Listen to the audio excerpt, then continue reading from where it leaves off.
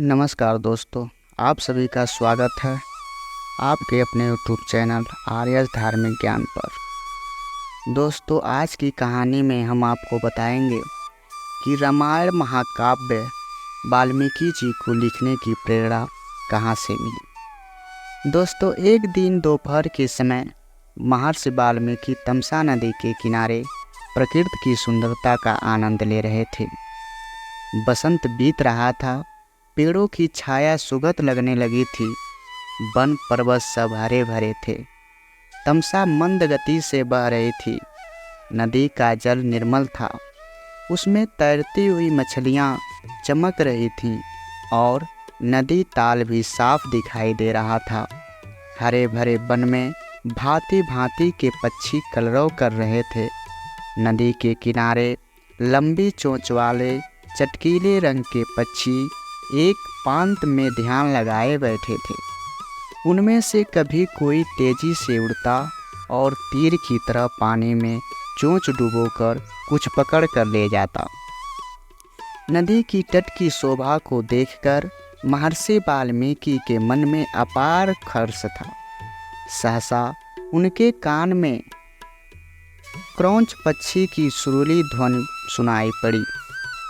आंख उठाई तो देखा हंस पक्षी का एक जोड़ा नदी तट पर कल्लोल कर रहा था।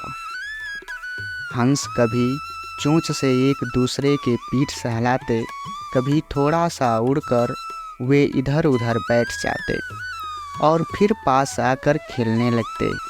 महर्षि वाल्मीकि को ये हंस बड़े प्यारे लग रहे थे। इतने में नर हंस को निषाद का तीर कहीं से आकर लगा और वह गिरकर छटपटाने लगा। पति की यह दशा देखकर हंस बड़े करुण स्वर में रोने लगी। हंस मिथुन की यह दशा देखकर ऋषि का हृदय करुणा से भर गया। वे शोक सागर में डूब गए। उनके हृदय की करुणा एक श्लोक में फूट पड़ी। हे निषाद, तू बहुत दिन तक प्रतिष्ठित न रह सकेगा, क्योंकि तूने हंस के जोड़े में से प्रेम मग्न नर पक्षी को मार डाला है। बड़ी देर तक वाल्मीकि शोक के कारण बेसुध से रहे। जब वे स्थिर चित्त हुए तब अपने प्रिय शिष्य भरद्वाज से बोले, भरद्वाज, मेरे शोक पीड़ित हृदय से बीड़ा के लय में गाने योग्य 4 पदों और समान अक्षरों का यह वचन अनायास ही निकला है। मेरा मन कह रहा है कि अवश्य यह प्रसिद्ध होगा। भरद्वाज ने यह श्लोक कंठाग्र कर लिया और गुरु को सुनाया। इसे सुनकर वाल्मीकि बड़े प्रसन्न हुए। उन्होंने स्नान किया और वल्कल वस्त्र पहनकर शिष्य के साथ वे अपने आश्रम को चल दिए। मार्ग में भी वाल्मीकि माँ निषाद गुनगुनाते चले जाते थे। उनका ध्यान श्लोक के अर्थ पर गया। अर्थबोध से उनका बड़ा दुख हुआ। वे सोचने लगे कि मैंने व्यर्थ ही निषाद को इतना कठोर शाप दे दिया। इसी चिंता में मग्न वे चले जा रहे थे कि उनको नारद जी की बीड़ा याद पड़ी। एक बार नारद जी ने उन्होंने पूछा था, हे देवर्षि, मुझे किसी ऐसे पुरुष का नाम बताइए जो गुणवान, बलवान और धर्मात्मा हो, जो सत्य एवं दृढ़ रहता हो, अपने वचन का पक्का हो, सबका हित करने वाला हो, विद्वान हो और जिससे बढ़कर सुंदर कोई दूसरा न हो। नारद जी ने कहा था कि ऐसे एक पुरुष को मैं जानता हूँ। वे इक्ष्वाकु वंश के राजा दशरथ के पुत्र राम हैं। वे सब तरह से गुणवान और रूपवान हैं और जब क्रोध करते हैं तब डर के मारे देवता और दानव भी कांप उठते हैं। वाल्मीकि को ये सब बातें याद पड़ी और रामायण की जो कथा नारद जी ने संक्षेप में सुनाई थी वह भी उनको याद आई। यह याद आया कि देवर्षि देवलोक को आकाश मार्ग से किस अद्भुत गति से चले गए थे।